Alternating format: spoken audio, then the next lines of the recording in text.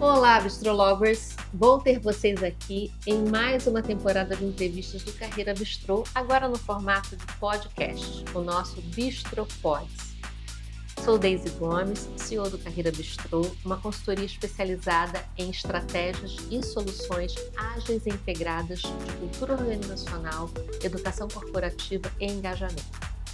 Como já divulgado nas redes sociais, a ideia desse projeto, desse programa, é criar um espaço de narrativas, de troca de experiências a respeito de temas que sejam de interesse do mundo corporativo, mas que também contribuam para a construção de um mundo mais humano, colaborativo e feliz. Nossos convidados serão especialistas, consultores, autores, pessoas que possam trazer boas histórias para compartilhar as suas experiências. E os temas são os mais diversos. Portanto, se você tiver alguma sugestão de tema, não deixe de nos enviar. No episódio de hoje, vamos conversar sobre o tema diversidade e pluralidade, um tema amplo e inspirado numa estratégia da Elexia. Nós estamos chamando de energia plural. Isso porque é um tema que abrange e impacta muitas temáticas, a exemplo de direitos humanos, transformação cultural, gestão e governança, ESG, produtividade, sustentabilidade, crescimento e sobrevivência dos negócios, enfim, um mix. Aliás, tudo a ver com a Agenda 2030 da ONU e com os 17 Objetivos de Desenvolvimento Sustentável, criados com a intenção de acabar com a pobreza, proteger o meio ambiente e o clima e garantir que as pessoas de todos os lugares possam desfrutar de paz e de prosperidade, sem comprometer a qualidade de vida das próximas gerações. E também interligada aos 3 temas centrais da Agenda Brasil durante a presidência do G20, que são a inclusão social e a luta contra a desigualdade, a fome e a pobreza, o enfrentamento das mudanças climáticas e a promoção do desenvolvimento sustentável em suas dimensões econômica, social e ambiental, e a defesa da reforma das instituições de governança global, que reflita a geopolítica do presente. Dito isso, e com tudo isso, escolhi 2 pessoas especiais pelas quais nutro um respeito e um carinho enorme e que vou agora apresentar. Andréa Rodrigues, carioca, mãe de Arthur de 9 anos e executiva da área de recursos humanos, com a qual pude realizar grandes projetos na área de cultura e educação corporativa. Tem 20 anos de experiência em empresas em diferentes segmentos, Light, ThyssenKrupp, CSA e Globo. Atualmente é responsável pela área de recursos humanos da Elexia, com o desafio de liderar à frente de pessoas e cultura, durante a consolidação da empresa no Brasil. E Aurélien Modonnet, cidadão francês e brasileiro, pai de 2 filhos há 2 anos, que conta com mais de 20 anos de experiência profissional, sendo 15 no setor de energia renovável, e está há 13 anos no Brasil. CEO da Elexia Brasil há 3 anos, tem a missão de tornar a empresa um player de destaque no mercado brasileiro de transição energética. Em sua trajetória, já ocupou os cargos de CEO da Areva Renewable e CFO Latam da Voltalia. É uma grande alegria recebê-los aqui e agradeço a generosidade de aceitar o nosso convite para falar desses temas, né, e compartilhar a vivência de vocês. Conforme nossa conversa de alinhamento, e é óbvio que fazemos conversas de alinhamento, vamos partir do macro para o micro, ou seja, vamos falar do cenário, de tendências, vamos falar de pesquisas, até a realidade da Elexia, né? Até a gente entrar nas práticas da Elexia, nos desafios da Elexia. Vamos lá? Bem, na abertura eu comentei sobre a Agenda 2030, sobre os Objetivos de Desenvolvimento Sustentável, sobre a Agenda Brasil, enfim, né? Trouxe tudo isso. E eu sei, Aurélien, que você hoje faz parte, né, de 2 frentes de trabalho extremamente relevantes na agenda do G20, né, que é sobre a questão climática e sobre também a mulher, né, a diversidade e inclusão, a mulher dentro do mundo do trabalho, dentro do ambiente, né, de negócios. Então, eu tenho várias perguntas para te fazer sobre isso, né, porque a curiosidade é enorme. mas eu partiria assim de uma macro. Queria que você compartilhasse com a gente o que está em pauta, né? Não apenas nessas duas frentes de trabalho do G20, que você faz parte, mas do ponto de vista mundial, como você tem visto essas duas temáticas, né? Do tendência, cenário? Claro. Bom, em primeiro lugar, um prazer estar aqui com vocês. Eu acho que o Brasil tem uma grande oportunidade na sua frente, né, sediando, né, o G20, que vai acontecer, a cúpula vai acontecer em novembro no Rio de Janeiro, mas na realidade são séries de reuniões, né, que estão acontecendo ao longo do ano, né, em várias cidades, para justamente poder trazer propostas práticas, né, sobre esses temas. Né? Então, os temas do G20, né, você relembrou muito bem. Tem a questão da justiça social, né, com a questão da luta contra todas as formas de desigualdades, né, a questão da justiça climática, né, e isso está, obviamente, no centro das atenções, né, é a pauta da transição energética, mas como ela acontece de forma justa para todos, né, e, por fim, a reforma da governança mundial, né, é por isso que eu acho que a oportunidade é muito grande para o Brasil, porque ele representa o sul geopolítico, né, contra os países mais ricos e mais desenvolvidos. É importante para o Brasil trazer essa voz, né, dos países menos desenvolvidos, porque eles estão enfrentando, né, outros tipos de problemas e tem outro tipo de necessidade, né? Então, essa agenda do G20 é uma agenda governamental, e você tem um outro grupo no qual, efetivamente, a Alexia Brasil faz parte, que é o B20, né? Então, é um grupo de empresários, né, que vão se reunir ao longo do ano, né, nas margens das reuniões do G20, justamente para trazer resposta do lado do empresariado, né? Então, você tem a parte política e você tem a parte econômica, né? Então, a gente tem grupos de trabalho bem semelhantes àqueles do G20, né? E o nosso propósito mesmo, né, é um crescimento inclusivo para um futuro sustentável. Então, dentro desse propósito, você tem os dois temas, né? Você tem o tema da inclusão, né, que inclui, né, a questão da diversidade, né, e você tem o tema da sustentabilidade, né? Então, acho que é uma junção muito boa de ambos os temas, né? A questão da transição energética e a luta contra as mudanças climáticas, né? E a questão da diversidade, como a gente vem trazendo, né, mais diversidade, não é apenas diversidade de gênero, né?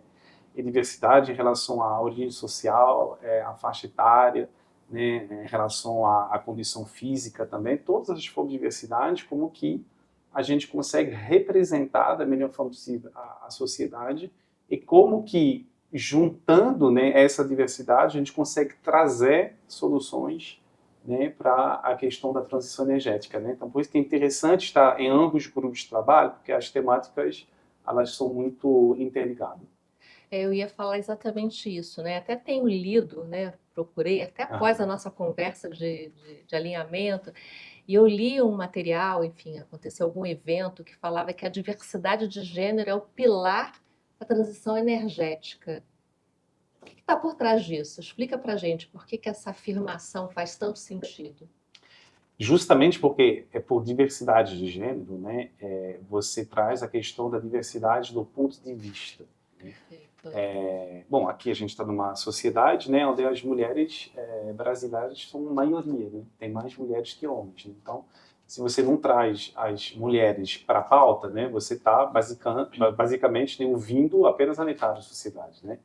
E é trazendo essa diversidade de ponto de vista que você pode ter um approach diferente ao tema da transição energética, porque é um tema complexo para resolver, entendeu? Eu acho que se você pergunta para as pessoas que hoje estão liderando as empresas, né, e às vezes já há 30, 40 anos, né, de responder, né, a um problema que elas mesmas criaram, ou ajudaram a criar, você está num ciclo vicioso. Você não vai sair dessa, né? Ou seja, as soluções vão ser as mesmas daquelas que já foram emitidas há uma década atrás. Aí você tem pessoas que têm as soluções, mas não querem atuar nessas soluções, né? Então, trazendo mais diversidade naquela questão do ponto de vista, permite, eu acho, isso é a minha opinião pessoal, mas ter um olhar novo sobre a Perfeito. questão, né? Sim. Porque essa questão da transição energética, ela engloba vários temas, né? Tem a questão econômica, tem a questão social, tem a questão da educação, né? Então, é muito importante que todas as partes da sociedade ela seja representada dentro do tema da transição energética. Por isso que eu acho que, né, esses temas, eles são interligados, né? Mas então, pelo que você está falando, e pelo que eu acredito também, é mais do que a diversidade de gênero, né? Porque Sim. você está falando assim, é a questão geracional, Sim. né? Acho que tem uma série de fatores da diversidade que complementaria esse olhar novo, Sim. né? E por isso que é importante trazer esse assunto da diversidade para o mundo empresarial, né? Que acho que é um pouco parte do debate nosso hoje, né? Porque as empresas, elas têm que representar a sociedade também. Exato. Porque as decisões que a gente toma ao âmbito da empresa, ao âmbito empresarial, em grupo de empresas, é óbvio que elas influem e muito, né, a sociedade, né? Claro. Então, como que a sociedade ela fica fora disso, né? A esfera política toma decisão, a esfera empresarial toma decisão, e a sociedade? Perfeito. E por isso que dentro do âmbito do G20, né, além do B20, né, você tem grupos de trabalho que representam a associação e ONG, né? Você, por exemplo, tem W20, né, que é um grupo de mulheres, né, que agrupa várias associações que representam, né, associação feminista, associação que representa mulheres, para trazer essa pauta, né? Então, a ideia é realmente trazer todo mundo na mesa, não apenas os políticos, não apenas os empresários, mas os representantes da sociedade civil, entendeu? Para que eles possam se ecoar também das suas preocupações, necessidades e propostas, porque, de novo, a gente não faz né, propostas, políticas novas com as mesmas pessoas, né, ou com a mesma hipótese, né? Você tem que ouvir o outro, claro, para poder mudar a opinião, o prisma, e aí trazer realmente ideias verdadeiramente novas para a mesa. Vejo grandes iniciativas, né, relacionadas à questão da diversidade no mundo empresarial, mas não muito sobre transição energética, né, dentro das empresas. Quer dizer, eu desconheço algum projeto, alguma estratégia dentro dos setores mais tradicionais. Né? É verdade isso que eu estou concluindo aqui? É verdade, porque hoje não existe uma lei que obriga as empresas a ter políticas sustentáveis. Sim. As empresas fazem isso porque querem, né, uma propaganda positiva, né? Reputacional, né? Reputacional, mas aí a pegada, entendeu? Se você faz, tem que fazer bem, porque senão você cai no que a gente chama em inglês de greenwashing, né? Você diz que você tem uma política sustentável, mas nada se sustenta nas suas ações, falas e políticas empresariais, né? Então, quando você resolve fazer, não é só dizer, é ter toda uma estratégia, contratar pessoas especializadas na pauta para poder fazer isso acontecer, né? Hoje, a única, assim, diria, obrigação que as empresas têm são aquelas que estão cotadas na CVM, né? A Bolsa de Valores, né? Eles têm que emitir um relatório de sustentabilidade, né? Então, essas daqui, elas realmente estão começando, né? A Vale, a Braskem, as grandes empresas estão começando, a Petrobras, estão começando a olhar nisso. Mas as outras, bem da verdade, que representam a maioria dos colaboradores, dos trabalhadores brasileiros, não estão sempre ligados a isso, né? Então, Helexia Brasil, como uma empresa que trabalha com a sustentabilidade, a gente geralmente apela não pelo bom senso das pessoas, mas pela economia financeira. Você tem que fazer uma ação de sustentabilidade porque é uma alavancagem de competitividade para você, né? Isso é ruim, é óbvio que não é o argumentário que eu gostaria de utilizar, né? Mas é um argumentário que hoje a gente está sendo obrigado a utilizar. Claro. A gente tem que apelar pelo bom senso econômico dos empresários, né? E se você olha friamente, o empresário não é filântropo. O propósito dele é não ajudar a sociedade, é trazer dinheiro para o acionista, né? Então, se ele não está sendo obrigado pelo Estado, ele não vai colocar isso na pauta, né? Mas assim, só para deixar uma nota de otimismo, eu acho que isso é um caminho inevitável. Né? Sim, sim. Você tem a União Europeia, tem leis super duras, né, hoje em relação às questões de que não só você tem que produzir de forma sustentável, mas você tem que obrigar toda a sua cadeia de fornecedores também a produzir de forma sustentável, né?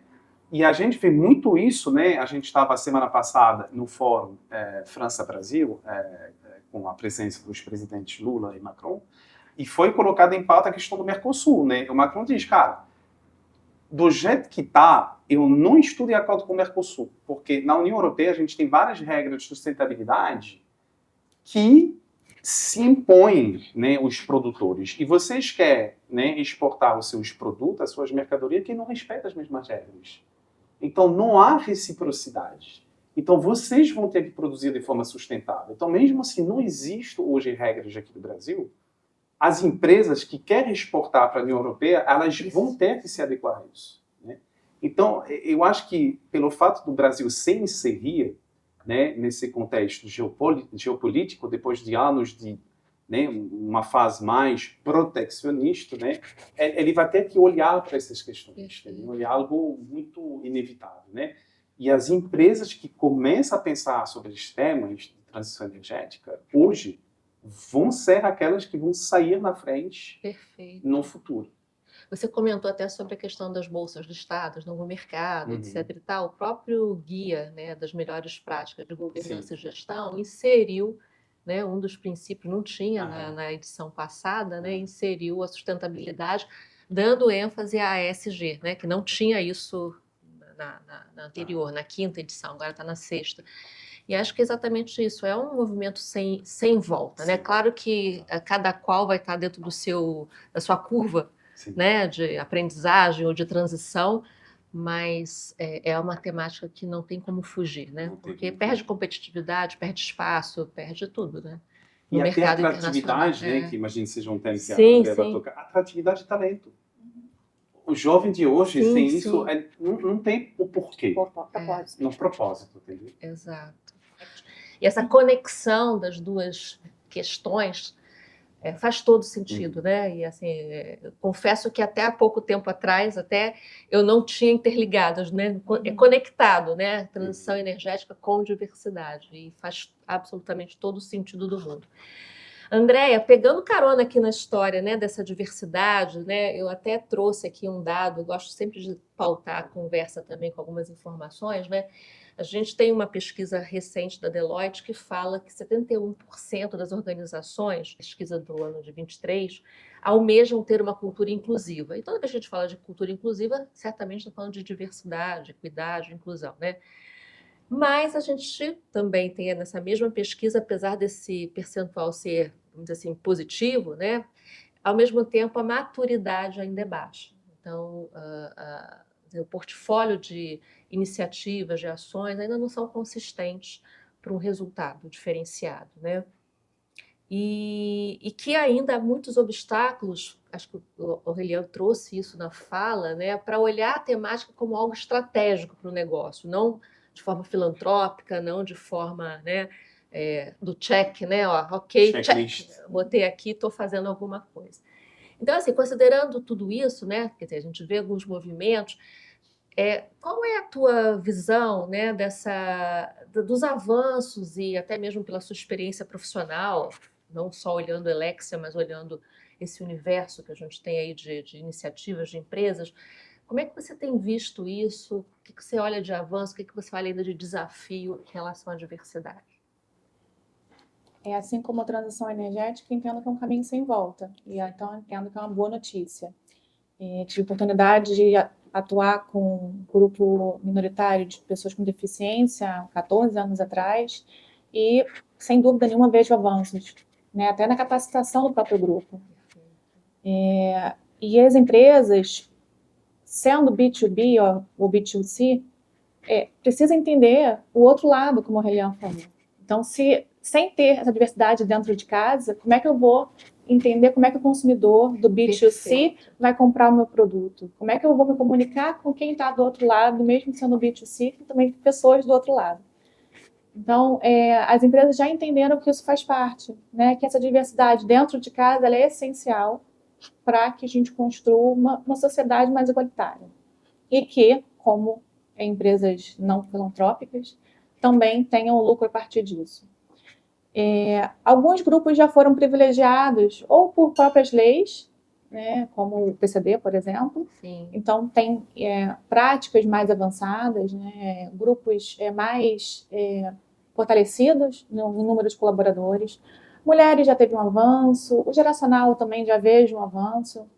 No entanto, tem outros grupos que não tiveram tal avanço na inclusão, né, como refugiados, egressos de sistema prisional, hoje ainda ficam bem à margem no mercado de trabalho. Pouquíssimo comentado, né? Pouquíssimo sobre comentado. Isso, né? Você está trazendo, ficam à margem mesmo, porque a gente não vê nem falando sobre esses públicos, né? Isso. E, enfim, inclusos alguns grupos já foram. Entendo que o maior desafio é trazê-los para a pauta de decisão empresarial. Então, poucos ainda já ocupam posições de liderança, né? Eles já são representados no grupo de colaboradores, mas não estão ainda em posições de liderança. Mas entendo que é um caminho também, né? E as empresas já tendo valorizado, tentando buscar caminhos de atrair, né? E até porque quando a gente atrai um profissional desses grupos, os mais jovens, sem dúvida, valorizam isso também. Então, a gente não atrai só os próprios grupos. As empresas já entenderam e, como eu falei, para mim é um caminho sem volta e esse é o lado mais inspirador e positivo da pauta. O caminho agora é trazê-los efetivamente para a tomada de decisão, para que a gente tenha resultados mais efetivos para as empresas, inclusive. A gente vai olhando, né? A gente vê que muitas das iniciativas lá atrás era exatamente como a gente estava trazendo. Era o check, era a questão muito da lei de cotas, ou então a questão do compliance, né? Então, realmente, vamos abrir, vamos fazer, vamos obedecer, vamos... Mas, passado esse estágio, né? Acho que agora o que, de fato, precisa ser trabalhado é essa inserção, né, e essas oportunidades de fato serem legítimas, né, que as pessoas estejam realmente ocupando papéis, né, tendo, enfim, representatividade de fato, né, nas decisões, no negócio envolvido, que é um pouco da história da mulher, né? A gente ainda vê internamente dentro das organizações alguns bloqueios, né, alguns obstáculos, e assim não basta novamente achar que bastou colocar na posição. Como é que você constrói um ambiente favorável também, né? Acho que a gente tem que pensar muito nisso. Eu estava lendo um artigo essa semana que dizia exatamente isso. Não se pode pensar que a diversidade ou a estratégia de diversidade e inclusão é uma mudança de chave, né? Do tipo assim, a partir de amanhã, né? Então vamos contratar, vamos colocar representantes de todos os grupos possíveis, de todos os públicos. Não é isso, porque você trouxe muito bem na sua questão, né? É uma mudança, é uma transição de mindset, né? De fato, novos comportamentos, são novas condutas, é toda uma lógica diferente de atuação dentro de um coletivo e que as pessoas precisam ser até um letramento para isso, né? Você precisa orientar. A gente tem muitos vieses, muitos preconceitos, né? A gente carrega enfim, questões que precisam ser trabalhadas, né? E às vezes até por ignorância mesmo, as pessoas têm suas dificuldades. Então, eu acho que é interessante você estar trazendo, né? Acho que preencher as posições, ok, check, mas e agora, né? O que a gente vai fazer com tudo isso para, de fato, as pessoas se sentirem engajadas, envolvidas, né? E a questão da equidade, porque a partir do momento que eu tenho dentro de casa, como é que eu trabalho cada indivíduo para trazer o seu forte? É lógico. Porque assim como todos os outros, fazendo parte ou não do grupo minoritário, todos têm seu ponto forte e, com certeza, a sua forma de contribuição. Como é que eu propicio que cada um consiga efetivamente entregar esse melhor? Fazendo ou não parte do grupo minoritário, né? Isso eles já estão dentro. Essa é a boa notícia. Perfeito, maravilhoso. Aliás, eu soube, né, nas minhas pesquisas, né, que você tem no seu grupo pesquisa interna. Pesquisa, das conversas, né? Maior quantidade de mulheres, né? Reportando a você. Conta pra gente isso. Não que isso seja algo, mas é um diferencial, né? Deveria ser normal, eu não deveria nem estar falando sobre isso, né? Eu até comentei com a Andrea, né? Eu estava assim, olhando, né, os reportes de reta, falei, gente, né, a gente teve uma uma saída, uma pessoa substituiu, foi uma mulher, né? E aí virou a chave, né? São 5 mulheres e 4 homens, né? E eu até comentei com eles, né, no grupo de liderança, né? Eu estou muito feliz que isso aconteceu sem nem ter colocado isso como objetivo, ou seja, aconteceu de forma natural, né? Eu não falei para a Andrea, contrata uma mulher, entendeu? Ela não tem isso como objetivo. Obviamente, se é o caso, é melhor. Mas não seja o objetivo de que essa vaga tem que ser uma mulher, né? Então, eu fiquei feliz porque isso aconteceu de forma natural. Fluida, né? Já estava ali dentro. Acho que a cultura, né? Acho que você tem uma cultura em que... Pode ser a cultura que atrai isso, né? Eu acho que também, né, a gente estava fazendo, né, esse paralelo, né, transição energética e diversidade, é um setor que atrai muito, entendeu? Esses perfis ali.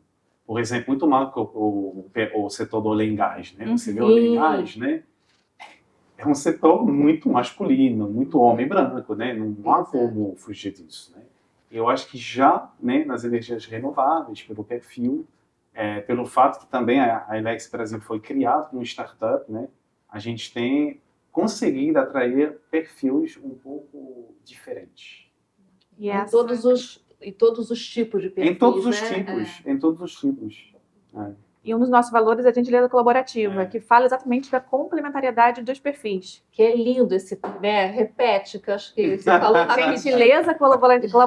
Gentileza colaborativa. O que está por trás de gentileza colaborativa? Exatamente. Qual é a definição para vocês? A complementariedade é entendermos que não somos perfeitos sozinhos, que o que eu tenho de mais forte pode ajudar, não só pode, mas como vai ajudar a empresa a entregar melhores resultados se nós trabalharmos juntos, nos complementando.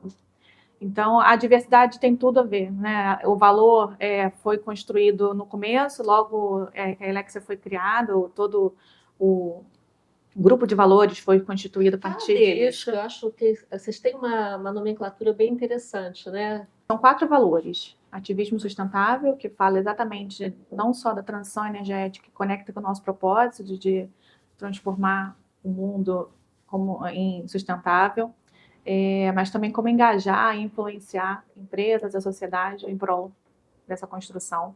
Iniciativa autodirigida, que fala muito do perfil hands-on e também de buscar, como uma empresa startup, buscar as soluções e ir atrás. A gentileza colaborativa, que fala muito da complementariedade dos perfis e do poder do trabalho em equipe. E a autonomia responsável, que entendemos que sim, temos autonomia com responsabilidade, com a entrega de resultados, garantindo o trabalho do começo ao fim. Então, são os 4 valores que praticamos no nosso dia a dia. E que tem toda uma conexão com essa questão da diversidade, da equidade, da inclusão, né? Quer dizer, conversa exatamente com essa proposta, né? Dessa cultura mais inclusiva, né? Às vezes a gente vê valores que são valores mais universais, né? E aí você vai tentar conectar com algum tipo de estratégia, você vê que eu brinco, é copy-paste, né? Você pegou ali, vamos botar aqui foco em resultado, vamos botar aqui ética, né? E aí você não conversa com o negócio, não conversa com a estratégia do negócio.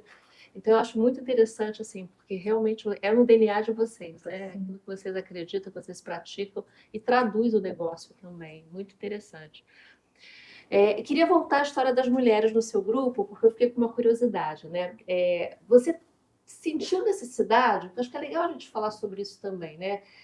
Sentiu necessidade de fazer algum tipo de trabalho com os demais integrantes do seu grupo para essa realidade? Ou foi algo também natural? Porque você trouxe a tomada de decisão na escolha, na contratação, como algo natural. Sim. Mas houve alguma resistência? Assim, eu acho que tem que fazer um trabalho. Acho que isso é absolutamente necessário, né? Você mesmo diz, e com razão, né, que todos nós temos viés, né? Eu mesmo achava que não tinha, né? E aí um dia minha esposa me olhou e falei, gente, mas você está cheio de viés. Aí ela começou, né, a apontar, né? E realmente, assim, sabe, a pessoa aponta na hora, né? E aí você percebe que realmente, eu cortava às vezes, né, a palavra, né? Enfim. Então isso acontecia, né? Então percebe que todo mundo precisa de treinamento para isso. Às vezes a resistência, ela não é posta, né? Dizendo, eu não quero mulheres, né? Não quero mais diversidade, não quero...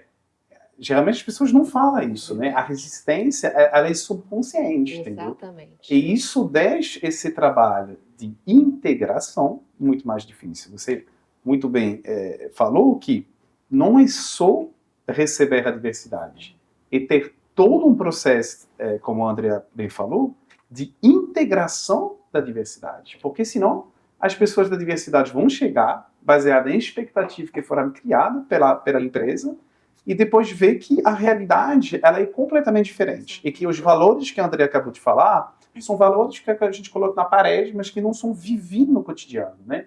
Isso faz parte da criação da cultura da empresa. Então, é algo que é uma mistura de, para os líderes, com certeza tem que treinar, né? A Andrea, né, ela teve a iniciativa, né, de montar um comitê de diversidade, que justamente representa a diversidade, né, dentro da empresa. E algo interessante, e que, obviamente, eu não faço parte desse comitê, eu até queria, mas a Andrea falou, não, é melhor você não fazer parte para as pessoas se sentirem mais à vontade. Ela estava certa. E eles trouxeram, assim, muita iniciativa bacanas. Só que eu refleti e aí dei um passo para trás, né? Às vezes é necessário dar aquele passo para trás. Para isso é muito bom, mas a gente precisa, né, uma palavra que você acabou de utilizar, fazer letramento, explicar o que é diversidade. Porque o bem da verdade é que a maior parte das pessoas não sabe o que é diversidade. Acha que sabe, mas não sabe. E acha que às vezes sabe que é a relação à inclusão da mulher, mas não sabe das outras formas, né, que a Andrea mencionou. São várias formas de diversidade. E como que eu, né, homem branco, cisgênero, eu vou tratar da diversidade? Como que eu vou receber a diversidade, né? Assim, a gente não pode dizer que tudo acontece de forma natural. Isso seria realmente uma utopia muito bonita, né? Então, tem algumas coisas que acontecem de forma natural e tem outras coisas que precisam de treinamento, precisam de letramento e precisa de todo um trabalho de conscientização, né? E, de novo, né, Daisy, né, a gente fez esse paralelo com a transição energética, mas é a mesma coisa. Você precisa conscientizar as pessoas ao fato que a mudança climática está acontecendo, né? Quando aconteceu no Brasil no ano passado, os enchentes, né, a questão do Pantanal, né, que estava queimando, a seca na Amazônia, as pessoas se acordaram e disseram, realmente a mudança climática chega no Brasil. Ela está aqui há anos, só que você não viu a urgência de fazer isso. E eu acho que a diversidade é a mesma coisa, as pessoas vêem na rua. Na rua a gente vê muito mais negros, a gente vê muito mais mulheres do que homens brancos, entendeu? E quando você vai na empresa, você não vê essas pessoas, né? Eu participei, né, do almoço antes desse bate-papo, tinha uma mulher. Olha. De 20 empresários. Ela até olha para mim constrangida, porque eu conheço ela pessoalmente, ela diz, para a questão da diversidade a gente vai voltar, né? Eu falei, pois é. Eu até me senti constrangido junto com ela. Porque é óbvio, como que ela vai se sentir representada? Não tem como. Ela sendo a única, não tem como ela se sentir bem naquela reunião. Então, assim, precisa de letramento, precisa de treinamento, precisa de um trabalho de conscientização. E mais do que nunca, né, e até a Andrea pode comentar melhor, mas precisa do exemplo da liderança. Eu estava com isso na cabeça. Aqui. Sem exemplo da liderança, o resto não segue, entendeu? Assim, eles precisam ver, né, a gente tem a comitê de diversidade, a gente fez junto com a Andrea também um código de ética, um compliance, né? Será que a gente precisa? Precisa. Claro. Porque tem comportamento que as pessoas acham que é ok. E a gente precisa falar para eles, não é ok. E por que isso não é ok? Às vezes as pessoas fazem sem perceber que ela está desprestigiando, né, diminuindo uma outra pessoa por questão do gênero, por questão da faixa etária, por questão da orientação religiosa, sexual, enfim, várias coisas. Ela não percebe, porque ela nunca foi educada. Diz, gente, você tem que respeitar o ponto de vista do outro, entendeu? Assim, essa questão do exemplo da liderança, para mim, talvez, né, dentro de todas as ferramentas que existem, é o pilar, porque se a alta né, liderança da empresa não faz, os outros não vão fazer. Menor dúvida disso. Aliás, a gente fala, né, que em cultura, de um modo geral, né, cultura não é semântico. O líder é responsável por cultura, né? Então não é semântico isso. É a principal foco, né, de atuação do líder é cuidar dessa cultura, né, é ser exemplo dessa cultura, é disseminar valores. Então, o que você falou é mais do que perfeito. Você não tem exemplo, você não tem referência, você não tem balanço de consequências também, eu acho que isso é importante. Né? Às vezes você vê comportamentos tóxicos e que ao invés de serem eliminados, ou são às vezes até valorizados. Fulano é assim mesmo, sempre, porque não é, não. Se Sim. vai deixar de ser, porque né, não cabe mais na conjuntura atual, né? Os assédios, né? A gente até estava falando agora, essa semana eu gravei um conteúdo sobre microagressões. Os elogios disfarçados, né? Pensa que elogio, não tem elogio nenhum, você está sendo extremamente rude. Sim. Preconceituoso com a pessoa, né? Fui promovida. Que sorte. Sorte não, cara. É competência, é trabalho, né? Não tem nada de sorte, né?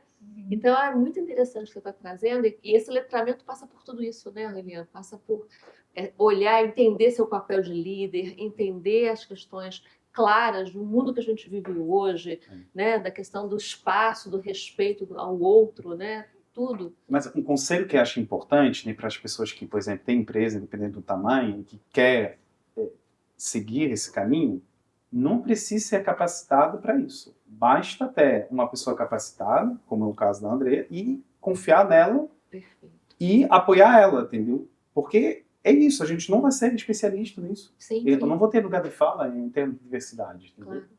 Por isso que eu estou feliz que eu estou junto com a Andrea hoje para falar de diversidade, porque senão como que eu vou falar de diversidade? Eu não sou representante da diversidade, eu sou um líder que tenta, né, de todas as formas, apoiar uma pessoa que tem lugar de fala ou que tem competência na questão. Então, assim, o líder que fala, não faço isso porque eu não tenho competência nisso. Tudo bem, então contrato alguém que tem competência nisso. E a mesma coisa vale para sustentabilidade. Não entendo nada de sustentabilidade, governança, tá? Tudo bem, mas tem pessoas capacitadas no mercado. Então, contrata e apoia. Porque ter uma área de diversidade, da mesma forma que ter uma área de sustentabilidade, não basta. Não é porque você tem ali isso dentro da organização que ele está salvo. Você precisa permear isso em todos, né, os departamentos, áreas e funções da empresa. E a gente volta para o ESG, né? Porque é a questão social, ambiental e governança. Né? Então, assim, você tem que ter competência, você tem que ter isso instalado de fato dentro da organização. E que todos, né? Até eu falei sobre a questão de governança, não está no board. Isso está em toda a estrutura da organização. É enraizado, exato. Né? Os líderes precisam saber disso, falar disso, né? Não podem ser o especialista, mas saber que aquilo faz parte do processo de gestão dele. Muito bom. Eu queria ouvir um pouco sobre a estratégia da energia plural, né? Porque acho que a gente já acabou entrando aqui até falar, né, da realidade da Elexia, desses desafios que vocês estão tendo. Queria entender, porque primeiro eu achei o nome incrível, energia plural, né? Que juntou aí as duas questões, né? Fala pra gente, Andréia, o que vocês têm feito, quais são os avanços e também os desafios que ainda estão, certamente existem muitos. Claro. Nunca é demais falar do tema, né? Por mais que a gente tenha hoje um dia a dia extremamente diverso, que a gente, inclusive, né, como comentei, a questão do valor, de gentileza colaborativa, é importante a gente formalizar o tema, né? O Energia Plural veio para isso, para dar um nome para a nossa estratégia de diversidade. Primeiro fizemos um censo, é importante entender a demografia, o perfil populacional, também percepções de preconceito, né, caso acontecesse. A partir disso, como a Relian comentou, criamos um comitê de voluntários que se interessam pelo tema, que participam ou não de grupos minoritários, não importa, mas que se interessam, né, e pelo viés de diversidade. E todo o plano de trabalho foi proposto por eles. Então, a gente fez o letramento deles como primeiro passo, porque, de novo, né, é muito importante a gente criar consciência com os nossos viés inconscientes. Então, trazer luz para o tema. Fizemos o letramento e tem aí todo um plano de ação para ser cumprido, desde o treinamento da liderança, treinamento de todos os colaboradores, cartilha, e o que a gente tem usado muito é roda de conversa. Acreditamos bastante na abrir espaço para que as pessoas tragam o seu ponto de vista, esclareçam suas dúvidas, né, e por que não trazer representantes dos próprios grupos para falar disso. Aliás, das mulheres foi lindo, né? Eu soube. Eu soube. Não, é incrível, porque é isso, abrir espaços, né, da troca, né? Não é só a informação, mas as pessoas poderem compartilhar, né? Sem tabu, experiências, porque, exatamente. sabe, partindo do princípio que a gente não vai fazer parte de todos os grupos minoritários, eu vou estar sempre numa zona cinza, Sim. que eu não faz parte da minha realidade. Sim. Por que não falar sobre isso? Por que Sem não dúvida. para a própria pessoa perguntar como é que ela se sente, que desafios que ela encontra, como é que ela lida com eles, como é que pode apoiar? E até para formar, porque quando a gente fala de empresa, a gente está focando ali nos colaboradores, para cada indivíduo daquele tem uma família em casa. Né? Como é que a gente forma também, através deles, novos indivíduos que vão contribuir também para esse caminho, esse percorrer. Porque ali você está falando também de cidadania, né? Eu digo isso, né? Essa Do impacto da educação, sociedade. ela extrapola, né, o contorno da empresa. Isso vai para a vida, né? Então, você está formando cidadãos também, né, para tudo, para os desafios do nosso dia a dia, né? Então, essa troca, ela ouvir a história do outro, né? Além do fato de você desenvolver novas competências, eu digo, né, da escuta, do respeito, da empatia, quando você ouve uma história, você está ali aberto a entender o que está acontecendo com o outro, isso tem um ganho incrível, né? Também de outras habilidades, né? Que faz parte também de ser uma pessoa melhor nesse mundo, né? É isso interessante que na roda de conversa que elas organizaram, os homens participaram. Exato. Entendeu? Então, isso é interessante, entendeu? Muito. Porque tivemos muito esse debate na Europa de que começa a se criar grupo, né? Aí mulheres conversando com mulheres, mas homens não podem participar. Uhum. Aí você cria uma outra exclusão, né? Exato. E isso eu acho perigoso, porque faz a bolha, né? Você cria a bolha. Eu acho que você tem muitos homens que querem apoiar. Agora, vendo assim esse comportamento mais extremista, né? Que eu não tenho visto aqui no Brasil, mas acontece na Europa, né? Aí ele tem em vez de querer apoiar, aí ele vai ter a reação contrária. Ele vai dizer, é assim? Então, eu não vou apoiar, mas eu vou atrapalhar mesmo, né? Então, só sentar para, como você falou, ouvir, né? Criar esse laço de empatia já vai muito longe, né? Você sabe que agora você falou isso, eu lembrei de uma situação que aconteceu comigo semana passada, que eu entrei num grupo de diversidade de conselhos, que eu estou trabalhando nessa perspectiva também.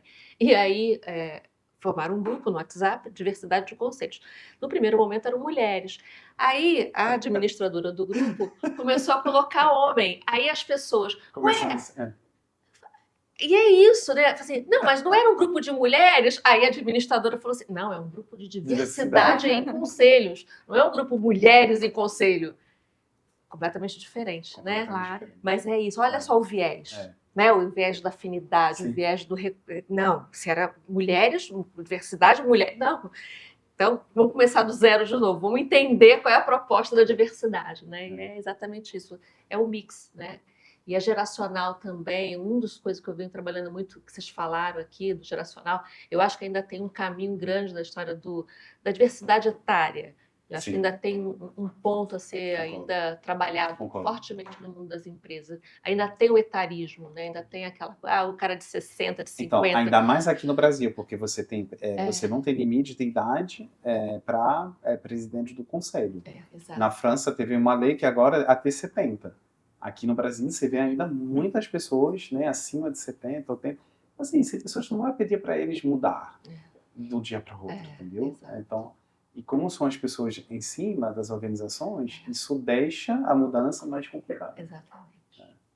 Bem, a gente está chegando ao final, é uma pena, mas eu queria abrir um espaço para que vocês pudessem trazer alguma reflexão adicional em relação ao que nós conversamos, alguma dica, alguma coisa que agregue, né, para quem está nos ouvindo em relação à temática. Fiquem super à vontade. André, quer começar? Vocês escolhem, definem aí, não tenho...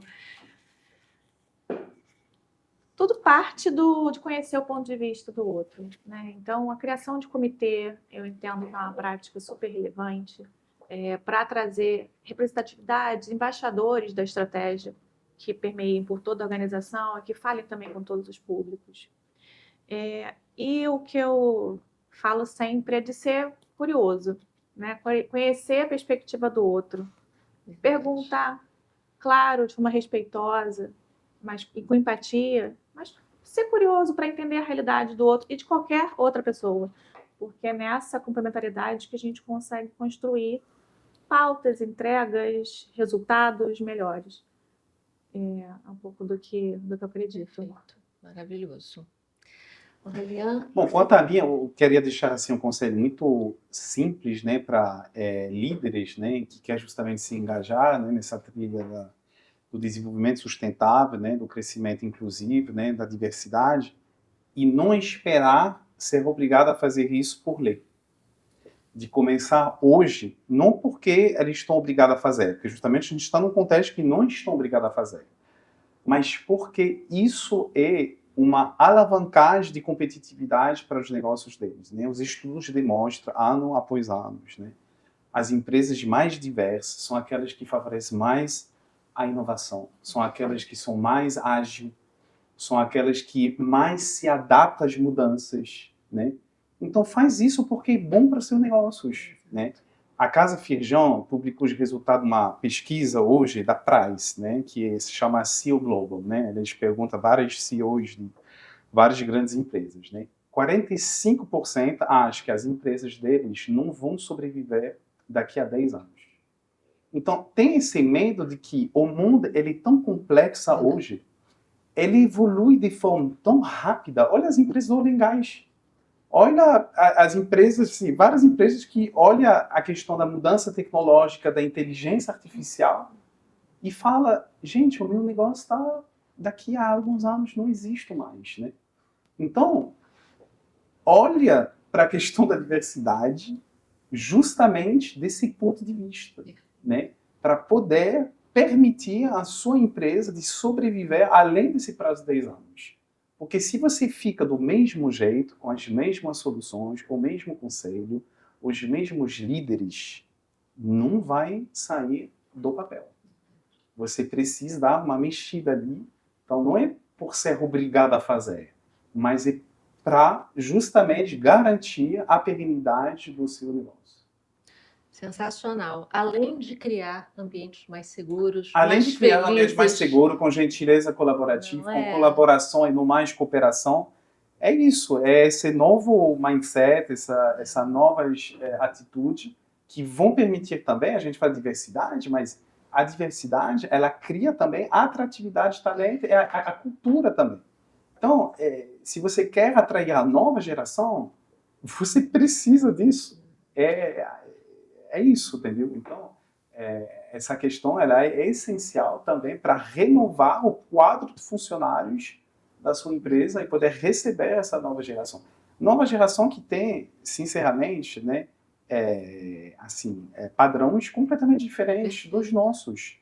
A nova geração, ela não quer carro, ela não tem carro, ela não quer casa própria, ela não quer se casar, ela não quer ter filhos, ela tem cachorros, ela tem gatos. Eles são diferentes. Então, assim, e são, como dizia a Andrea no início, os consumidores de amanhã. Exatamente. Então, se você quer saber falar com eles, tanto como consumidor, tanto como colaborador, você precisa rever a sua forma de funcionar. Isso Sai do juízo de valor, da crítica, porque há também uma crítica, sim, óbvio. E passa a entender esse novo ponto de vista, né? Porque você pode até não concordar com algumas coisas. Você já ouviu aquela a geração X, aquela geração... né? Mas é isso, assim... Eu imagino que nós também, como geração, fomos muito criticados pelos nossos pais também. Eu brinco com essa questão da geração, né? Eu já falei isso, não sei se eu já falei isso com vocês em algum momento, mas eu digo assim, essa geração é reflexo da nossa. Exatamente. Né? E assim, e é interessante que você vê pais, né? Vocês são pais, que falam, não, você, filho, tem que construir sua vida para o mundo e faça, e aconteça, né? Você coloca todo o gás no seu filho, que está ali numa fase de... começando a ir para o mercado de trabalho. Agora, na empresa cala a boca, aqui você não pode, né? Então, assim, onde é que está, né? Para onde que ele vai? Para onde é que ele vai, né? Então, seu filho pode tudo, seu filho tem que ser extremamente autônomo, tem que ser... Agora, o garoto da mesma idade que trabalha com você na empresa não pode dar a opinião dele, né? Ele não tem experiência nenhuma.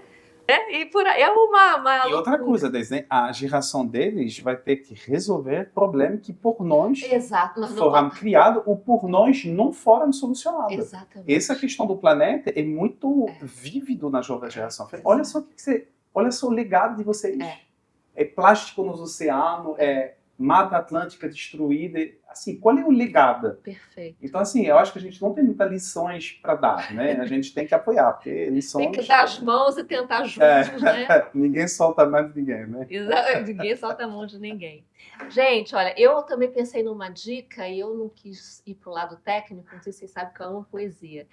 Então, eu resgatei uma poesia que eu acho que tem muito a ver com o que a gente falou, que é do Ariano Suassuna, que é um intelectual, escritor, filósofo, dramaturgo. E eu acho que você usou essa palavra, né? Nada acontece por acaso. Você usou essa palavra de otimismo. E a Dresch também falou também de otimismo. Então, eu trouxe um trecho para encerrar nosso papo que fala assim: não sou nem otimista, nem pessimista. Os otimistas são ingênuos e os pessimistas amargos. Sou um realista esperançoso. Sou um homem, no meu caso uma mulher, da esperança. Sei que é para um futuro muito longínquo. Sonho com um dia em que o sol de Deus vai espalhar justiça pelo mundo todo. Lindo. Amém. Muito bonito, né? E eu agradeço mais uma vez, né, a presença de vocês. Foi assim, uma honra recebê-los, poder conversar, aprender, né, integrar essas temáticas, né, que faz todo o sentido do mundo. Serei agora uma porta-voz disso, das minhas falas, né? E, mais uma vez, quero convidar todos vocês para que assistam não somente esse episódio, mas os próximos, onde teremos temas como inovação, como, enfim, cultura organizacional. E até a próxima. Muito obrigada. Foi um prazer. Obrigada, Deise, pelo convite.